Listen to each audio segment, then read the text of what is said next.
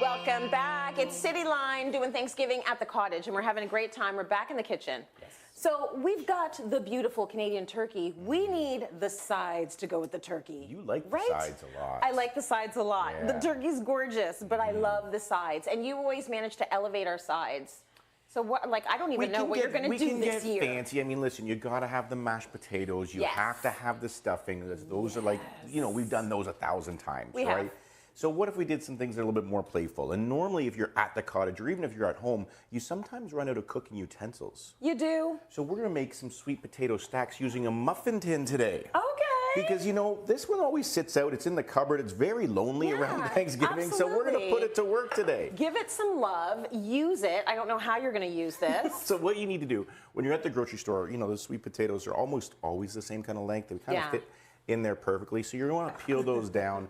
And then this is a bit of a knife skill kind of thing. Like you can get some practice there. Okay. And you want to go like maybe 2 millimeters. Oh, so you're doing like a thin cut. Would you ever do a mandolin, or you don't want it that thin? I mean, you could, but you know, it doesn't have to be that fancy. Cheating. Okay. And they bite, and you know, you can practice your knife skills. Get the kids to do it. I'm always looking for the cheat there, Chef. That's you know okay. that. No, if you have a mandolin at home, absolutely, because it'll be nice and uniform. So this is what we're basically looking for, Tracy. Something like that, right? Beautiful. So now we have to like sweet potato chips. Yeah. Right? A little bit thicker. Okay. Kettle chips. I need some salt and pepper in there, pretty please. I was like, let me just pick this up. It's like magnetized to the island. A little bit of that. A little of that. Maybe a little bit more. Can you give me a pepper twist as well? Let's see if I do this right. Oh, I got it. You can come to Remember back in the day when I would be like, why is it not working?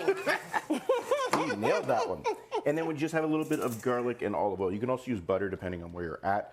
Beautiful. But we're going olive oil today. So all I need now, Tracy, is 2 sprigs of thyme. You got it. You know, this is very hard. We don't want the stems in there. You got this? I got it. You say a little bit of can't that. Cook. You got this together. Well, lately, you know what? I've been lying a little bit because I am more in the kitchen these days, mostly for myself. But yeah, I can do a little something, something. I've watched enough Cityline. You know, I have a confession. Seeing how we're making things. We're making confessions? We're making confessions today. You don't cook and you're not a chef? No. Okay, Simmer down. That's all I do, really. I do know how to do laundry. Should we tell Catherine? She knows. Okay. I just don't do it to her standards, which is just perfect. Yes. That's why she's the one. She can do all the things. I'm so impressed by Catherine. You're all right, too. Yeah, that's all good. She's pretty amazing. Did you see that? So you just basically pick them up in the bowl here, slap them down like that, and then we just fill up all of those. So like a little sweet potato tower. A little sweet potato tower. Yeah.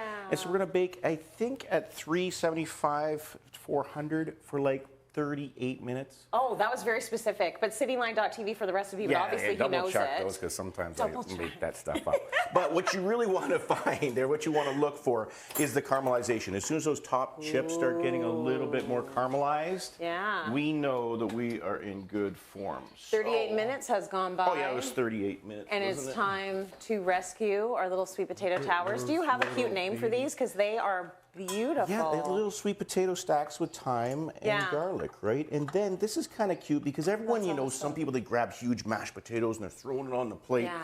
And you're as a cook, you're like, hey, don't eat that much. You're like, take it easy, man. Where these are all portioned out. And so it's like, Billy, just have one, man. It's okay. Calm down. And it's kind of a cute little thing that everyone's going to add to their plate. They're so cute. Isn't that gorgeous? They're adorable. Okay, so we've done the sweet potato stacks. Yes. Are we going to shoot this, or can I have a little bit? I just want to have a little bit. You don't have a little. I got a whole tray. You let me know what you think. I just want to try it because it looks so good. But I know that you've got another side for us. I got another side, but you go ahead with that. We're going to talk about salads. It's nice, good. Isn't it? Okay, we have a couple minutes still. Yeah. Okay, so salads, I think they get kind of forgotten at Thanksgiving, and it's nice to have something clean and refreshing at the table. And green. And green. Get your greens in. Right, and so what we need to do is choose a lettuce that's going to stand up, because sometimes the timing is an issue. You're waiting for other things, and so we've got an escarole and a curly endive here. Beautiful. So that'll allow it'll like stand up, but it'll still be crispy and delicious. I'm going to bring this thyme back, but basically, you're going to have all your mise en place kind of cut. And if you want to portion this like half an hour in advance, that's okay too. Nice. So we got cherry tomatoes. I like that. Right.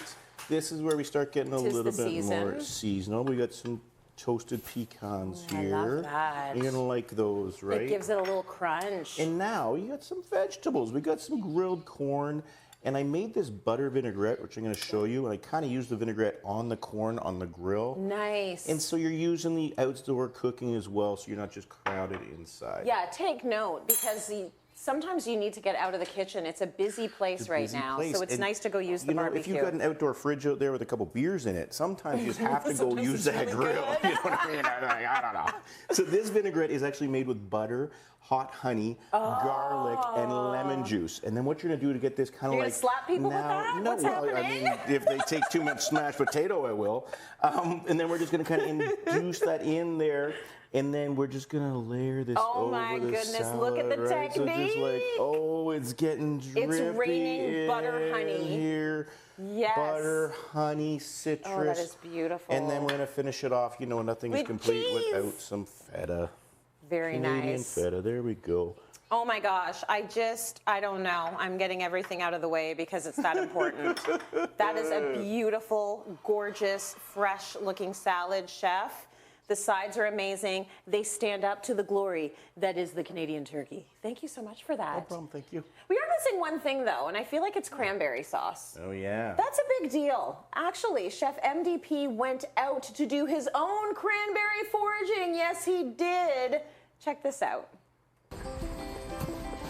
Oh, yeah. Okay, I've been asked to be on some pretty wild assignments for my time at Cityline, but this might just take the cake. I'm in the middle of a cranberry bog here at Muskoka Lakes Farm and Winery. Let's have some fun. Oh, yeah.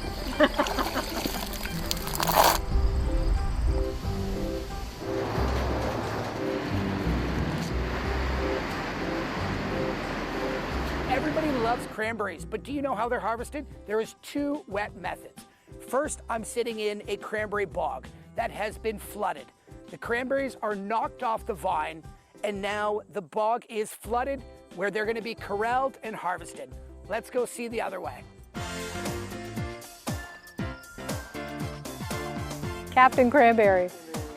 With this dry harvest, what would this be called?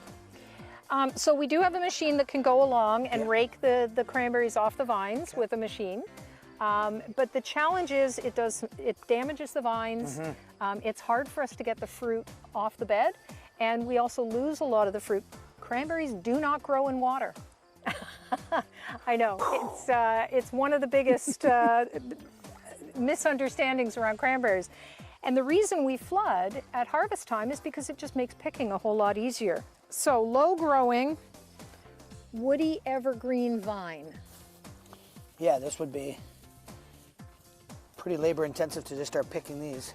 How many would be normally typically on one of the uprights? That's 3 to 5. 3 to 5. Look at this, fresh off the vine. Thank you, Wendy. And while you do that, I'm going to show you something Chef's else. kiss. Wow, please. Cranberries have 4 air chambers in them. Oh, wow. And that's why they float.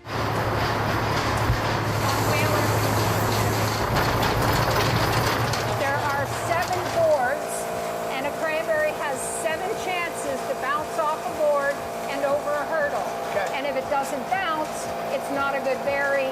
If something is green, we're picking it out. If something's got, a stem on it, we're taking off the stem. A little cut, for example, or a big cut, Yeah, there you go. So we're taking that sort of stuff out. Can I be part of the QA team, part of the eating QA team here? I have to ask you, what is your favorite way to have cranberries? I gotta say, cranberry wine. Cranberry wine? Absolutely. We can be good friends. Oh my goodness, MDP out there with the cranberries, incredible. I have not seen a cranberry bog in Ontario. The last one I saw was in New England. Very cool.